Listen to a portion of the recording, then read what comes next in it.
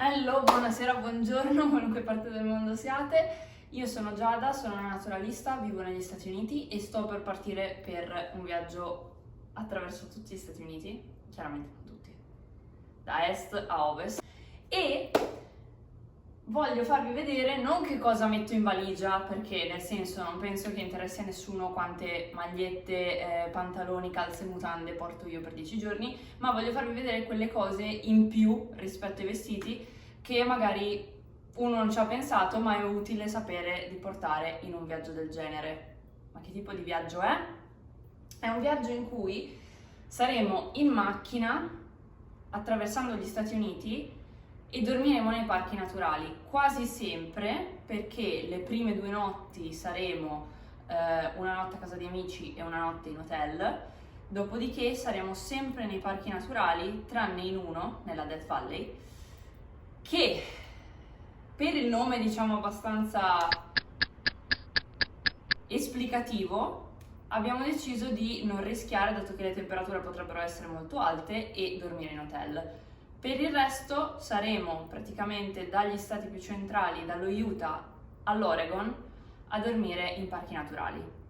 Piccola precisazione, sì, lo definiamo camping, ma almeno qui in Italia sei più o meno sempre vicino a delle abitazioni, un paese, eccetera, ma qui camping può avere tanti diversi significati.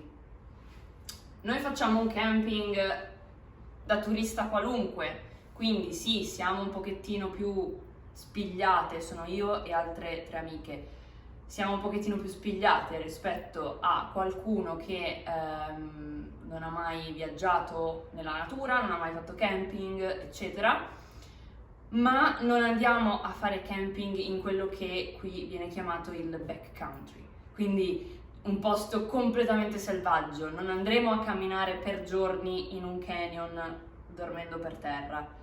Avremo le tende, avremo tutte le nostre attrezzature, ma dormiremo in zone designate al campeggio. Questa è una precisazione che mi serve. Ora, appunto, parliamo di dormire, che è l'unica cosa su cui ho investito un po' di soldi in realtà, perché ho comprato questo, che è un sacco a pelo North Face da donna, e adesso sto già sentendo un sacco di commenti. Sì, c'è differenza, in parte un pochettino nella forma, e perché chiaramente più il sacco a pelo si adatta alla tua forma e più non avrai punti in cui rischi di avere freddo, diciamo, è tutto un po' più ottimizzato, ma vengono definite temperature diverse per i sacchi a pelo da donna e da uomo. Ad esempio, questo qua mi dice che ha una temperatura, arriva a una temperatura di meno 7 gradi.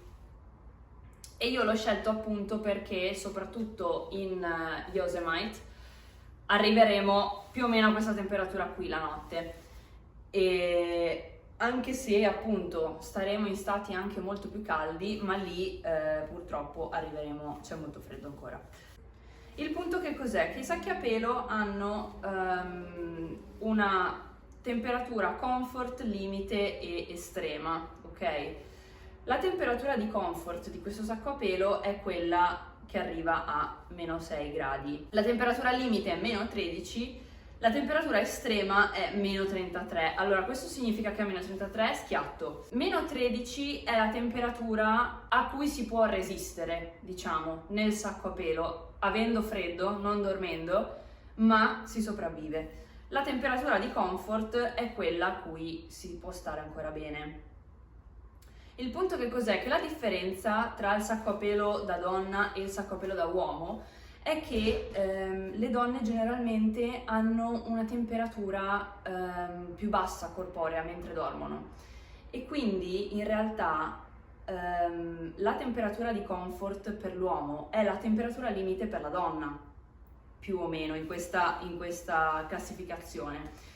Quindi è importante anche o sapere questa cosa o guardare bene il sacco a pelo che si sta comprando.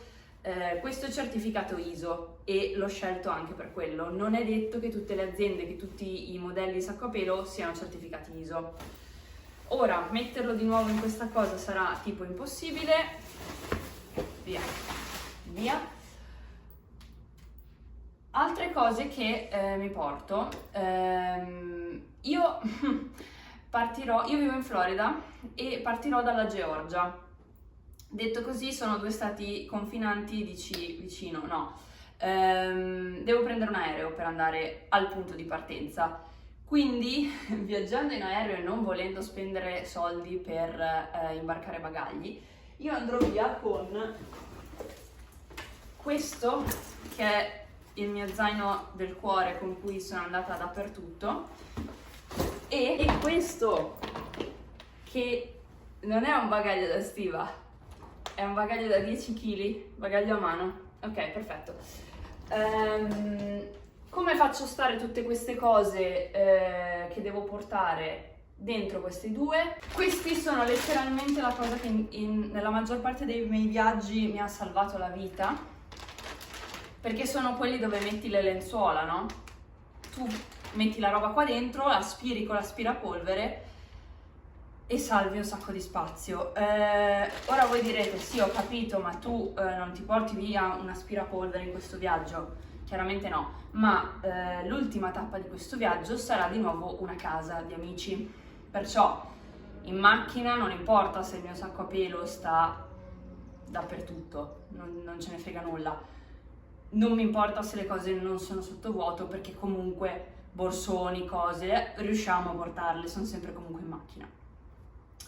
Però per l'aereo mi sembra una cosa molto furba e io faccio sempre così in tutti i viaggi che faccio, e infatti riesco a portare un sacco più di cose che altrimenti non riuscirei a portare senza dover imbarcare il bagaglio.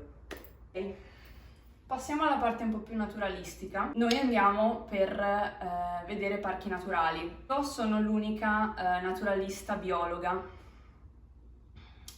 e chiaramente c'è un po' di vorrei vedere degli animali, ma allo stesso punto vorrei non vederli, perché gli animali che ci sono qui sono pericolosi.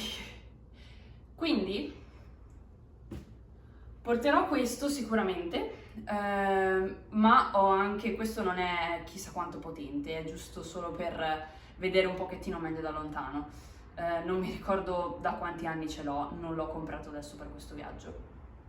Quello che ho comprato adesso per questo viaggio è un libro, una guida che è fatta veramente molto bene, c'è una scala qui dietro, ci sono delle illustrazioni fatte veramente benissimo,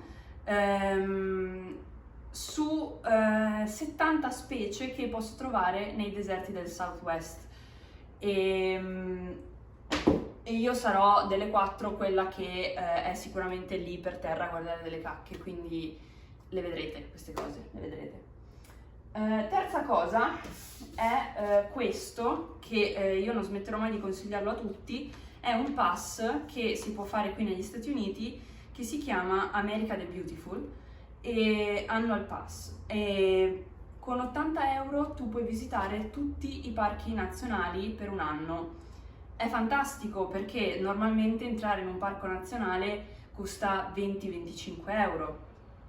Attenzione che questo vale solamente per i parchi nazionali, non per i parchi statali, che sono anche quelli molti e molto molto belli e vale la pena di visitarli, ma quelli di solito sono molto più piccolini e hanno un costo molto ridotto. Di solito sono tra i 2 e gli 8 dollari per macchina, quindi in realtà se siete più persone dentro una macchina vi splittate il costo. Adesso veniamo a quelle cose che magari interessano di più le persone come me, che vogliono portarsi dietro sempre tutto. E allora io vi consiglio di portarvi dietro sempre, quando fate dei viaggi di questo tipo in cui non siete in hotel, città eccetera, borsine di tutti i tipi. Questa è una cosa molto intelligente, tra l'altro è il gruppo di alcuni miei amici. È una cosa molto intelligente perché questa sarà anche il mio cuscino, la mia federa. Borsine con dentro qualunque cosa, salviette di tutti i tipi, perché sarò in mezzo alla foresta, cerotti, ma non qualunque tipo di cerotti, questi sono i migliori cerotti per andare in montagna secondo me, o per camminare tanto, fare escursioni eccetera, perché questi qua sono quei cerotti che ti attacchi sulla vescica e non li stacchi mai più, si staccano da soli quando la vescica è guarita. Questo però cosa significa? Che vi dovete disinfettare benissimo prima di metterli, cioè non è che mettete il cerottino con la vescica ancora sporca di qualunque cosa. Vi disinfettate molto bene, salviettine disinfettanti, e poi ci mettete sul cerotto e è bello morbidino, quindi comunque la vescica non vi fa più male, è fantastico, è la mia cosa preferita questi cerotti. A proposito di farsi male, qui c'è anche scritto quali serpenti sono velenosi ed è molto importante in questi stati.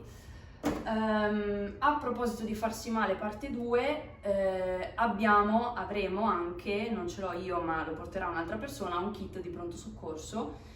Negozi di articoli sportivi per andare in montagna eccetera eccetera vendono questi kit in base a quanto devi stare via e in base alle cose più probabili che ti potrebbero succedere, e quindi ecco, noi abbiamo comprato uno di questi kit dove c'è dentro salvettine, garze, cerotti, tutto quello che può capitare. Una cosa che io ho voluto comprare a parte perché non sono brava, non riesco con le pinzette, non ce la faccio, è questo rimuovi zecche, che praticamente sembra un po' un cavatappi, tu metti la zecca qui e poi tiri su e la sfili praticamente. 5 euro. Lampada da mettere in testa. Sembriamo scemi con questa lampada in testa, sembra che sia diverso da tenerla in mano.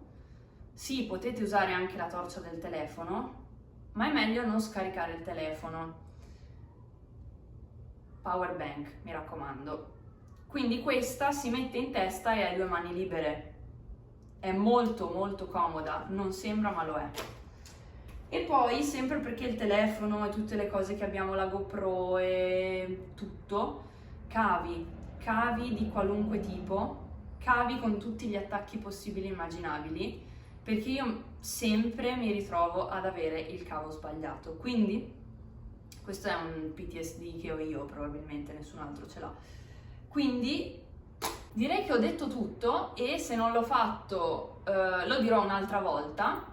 No, chiaramente mi sono dimenticata delle cose. Allora, un'altra cosa che probabilmente a questo punto vi sarete chiesti è: ok, ma Dormintenda non è una tenda? Esatto, perché essendo che siamo in 4, chiaramente non portiamo 4 tende, ci siamo un pochettino divise i compiti. Qualcuno porterà le cose da cucina da campo, qualcuno porterà le tende, qualcun altro porterà il kit di pronto soccorso, qualcun altro si è occupato di scegliere le features per evitare di avere brutti incontri con la fauna selvatica.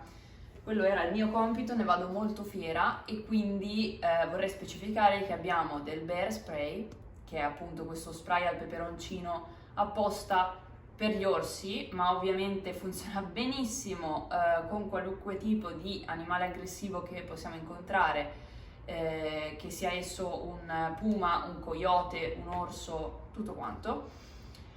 E un'altra cosa molto importante che ho voluto comprare si chiama Bear Canister, che praticamente è questo contenitore apposta per mettere il cibo in modo tale che gli orsi non sentano l'odore e non lo riescano, se lo trovano, non lo riescano ad aprire. Sono contenitori di plastica, ok, che si chiudono benissimo e vengono con delle buste in cui tu li metti.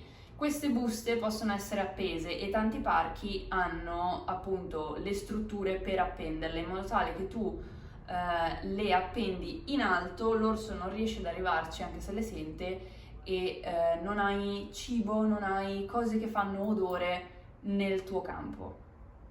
Quella è la cosa molto importante, perché Non importa se abbiamo le bustine del sottovuoto dell'IKEA, se il cibo è chiuso in macchina, se loro lo sentono. Lasciare il cibo in macchina o la spazzatura in macchina è tipo la prima causa di incontro indesiderato con gli orsi. Ovviamente noi non vogliamo questo e io sono assolutamente molto attenta a questi temi, perché quando ci sono degli incontri spiacevoli con la fauna selvatica, intanto rischiamo la vita noi, e in secondo luogo stiamo peggiorando la condizione di tutta quella specie, perché poi la conservazione di questi animali diventa molto più faticosa e con molte più problemi e limitazioni. Tenete presente che se andate in posti in cui ci sono animali selvatici, potreste incontrare animali selvatici. Prendete tutte le precauzioni perché questi incontri siano limitati e, se succedono, il più pacifici possibili e il meno pericolosi possibili, sia per voi che per la fauna selvatica. Adesso questa cosa è da richiudere. Ma io non so neanche come è girata questa cosa.